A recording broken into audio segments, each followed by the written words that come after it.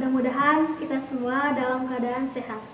Alhamdulillah pada kesempatan kali ini kita masih bisa mengikuti kegiatan belajar dengan sistem daring. Ibu harapkan kalian bisa terus semangat dan konsisten di bulan Ramadan ini. Kita masuk mata pelajaran pendidikan agama Islam dengan materi Khulafaur Rasyidin. Silakan kalian buka buku paketnya bab 12. Khulafaur Rasyidin berasal dari dua akar kata, yaitu khalifah atau khulafa yang artinya pengganti atau pemimpin, dan kata ar-rasyid yaitu orang yang mendapat petunjuk. Jadi Khulafaur Rasyidin yaitu orang yang ditunjuk sebagai pengganti atau pemimpin yang selalu mendapatkan petunjuk dari Allah Subhanahu wa taala. Itu pengertian Khulafaur Rasyidin. Kita bahas yang pertama, Khalifah Abu Bakar As-Siddiq. Abu Bakar, nama lengkapnya adalah Abdullah bin Abi Quhafa At-Tamimi pada zaman pra-Islam. Dia bernama Abdul Ka'bah, kemudian setelah masuk Islam namanya diganti oleh Rasulullah dengan Abdullah. Ia termasuk sahabat yang paling dekat dengan Rasulullah. Abu Bakar dilahirkan di kota Mekah 2 tahun sesudah tahun gajah, kira-kira tahun 573 Masehi. Ia adalah seorang pemikir di kalangan Mekah yang memandang bahwa penyembahan berhala itu suatu kebodohan dan kepalsuan belaka. Karenanya ketika Rasulullah mengajak untuk masuk Islam, untuk memeluk agama tauhid, ia pun dengan segera menerimanya, dan ia adalah orang yang pertama masuk Islam dari kalangan kaum laki-laki. Setelah Rasulullah wafat, Abu Bakar terpilih menjadi khalifah. Setelah memerintah selama 2 tahun, Abu Bakar wafat pada tanggal 23 Jumadil Akhir 13 Hijriah pada usia 63 tahun dan dimakamkan di samping makam Rasulullah.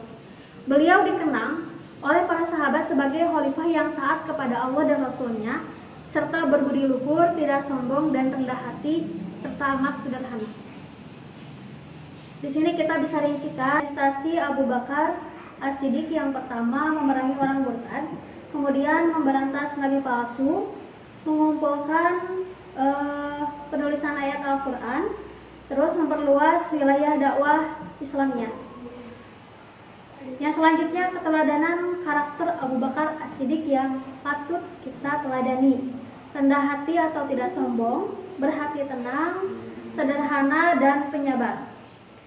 Terus adil dan suka musyawarah, dermawan, penolong bagi kaum tertindas, dan senantiasa membenarkan berita dari Rasulullah. Kemudian yang kedua, Khalifah Umar bin Khattab. Umar bin Khattab, nama lengkapnya adalah Umar bin Khattab bin Nufail, keturunan Abdul Uzza al-Quraisy dari suku Adi, salah satu suku terpandang dan mulia. Umar dilahirkan di Mekah 4 tahun sebelum kelahiran Rasulullah SAW.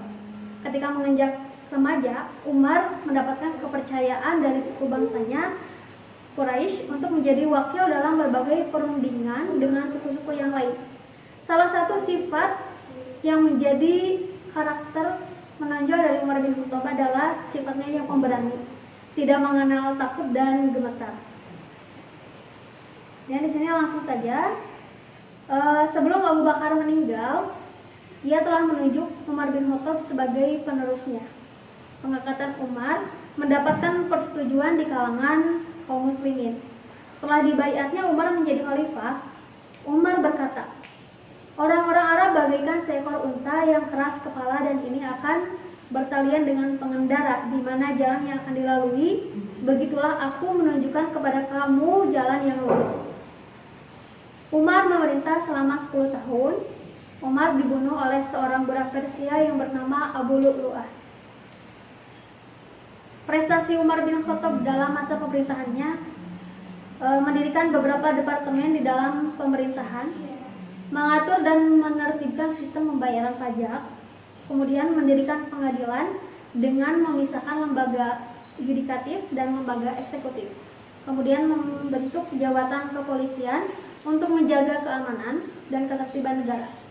mendirikan Baitul Mal, mencetak mata uang, dan menetapkan penanggalan berdasarkan kalender tahun Hijriah. Di sini ada keteladanan karakter Umar bin Khattab yang patut kita teladani, keberaniannya dalam menyampaikan kebenaran, suka bermusyawarah dan bijaksana, kemudian bersikap adil terhadap seluruh rakyat, bersikap toleran, bersikap sederhana, dan bersikap jujur dalam pemerintahan. Yang ketiga, Khalifah Utsman bin Affan. Utsman bin Affan, nama lengkapnya adalah Utsman bin Affan bin Abil As bin Umayyah bin Abdi Syams bin Abdi Manaf dari suku Quraisy. Lahir pada tahun 576 Masehi di Thaif. Kemudian di sini Utsman bin Affan masuk Islam melalui ajakan dari Abu Bakar dan menjadi salah satu sahabat terdekat Nabi Muhammad SAW. Ia adalah orang yang berasal dari keluarga kaya dan Utsman juga sangat kaya, akan tetapi kehidupannya dijalani dengan sederhana serta sebagian besar kekayaannya diberikan untuk perjuangan agama Islam.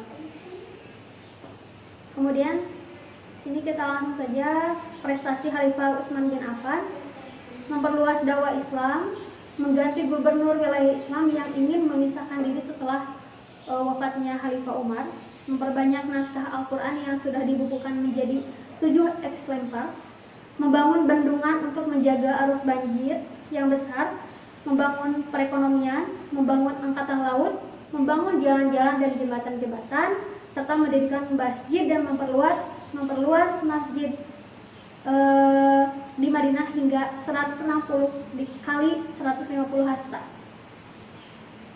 Keteladanan Utsman bin Affan yang patut kita teladani: kedermawanannya, keadilan, sederhanaan, kemudian kejujurannya.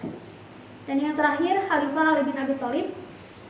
Ali bin Abi Thalib, nama lengkapnya Ali bin Abi Thalib bin Abdul Muthalib bin Abdi Manaf. Dia dilahirkan di Mekah pada tanggal 13 Rajab sekitar tahun 600 Masehi. Ia merupakan anak laki-laki keempat dan terakhir dari Abu Thalib. Abu Thalib itu adalah adik dari Abdullah, ayahnya Nabi Muhammad. Dengan demikian, Ali bin Abi Thalib adalah saudara sepupu Nabi Muhammad SAW. Dia masuk Islam pada umur 10 tahun. Setelah dewasa, Ali bin Abi Thalib menikah dengan anak Nabi Muhammad, putri bungsunya yaitu Fatimah Az-Zahra. Setelah Utsman bin Affan wafat, beliau memusyawarahkan dengan masyarakat muslim untuk membaiat Ali bin Abi Thalib sebagai khalifah. Ali menerima baiat pada tanggal 24 Juni 656 Masehi. Kemudian memerintah hanya selama 6 tahun. Selama masa pemerintahannya mengalami berbagai macam pergolakan. Tidak ada masa sedikit pun dalam pemerintahannya yang dapat dikatakan stabil. Kemudian Ali memindahkan ibu kota pemerintahan dari Madinah ke Kufah. Alasannya karena ia tidak menginginkan kota suci ini terjadi perpecahan atau terjadi konflik. Pada tanggal 20 Ramadan 661 Masehi, Ali dibunuh oleh salah satu anggota Khawarij, yaitu Abdullah bin Muljam. Di sini keteladanan karakter Ali bin Abi Thalib: cerdas dan pandai, pemberani, sabar, terus tabah dalam menghadapi masalah, sebagai panglima perang yang pemberani dan gagah. Prestasinya diantaranya dia memperluas dakwah Islam sampai ke Sind di bagian barat India. Kemudian dalam urusan politik, mengganti para gubernur yang diangkat khalifah sebelumnya, serta membasmi para pemberontak atau pembangkang. Dalam urusan pembangunan, membangun kota Kufah dengan bentuk baru dan dijadikan sebagai kota pemerintahan atau pusat pemerintahan. Dalam bidang ilmu pengetahuan, Ali dikenal sebagai pembina yang menyusun ilmu nahwu, dan dia memiliki murid yang cerdas yang bernama Aswad Ad-Duwali. Nah, itu materi yang dapat Ibu sampaikan tentang Khulafaur Rasyidin.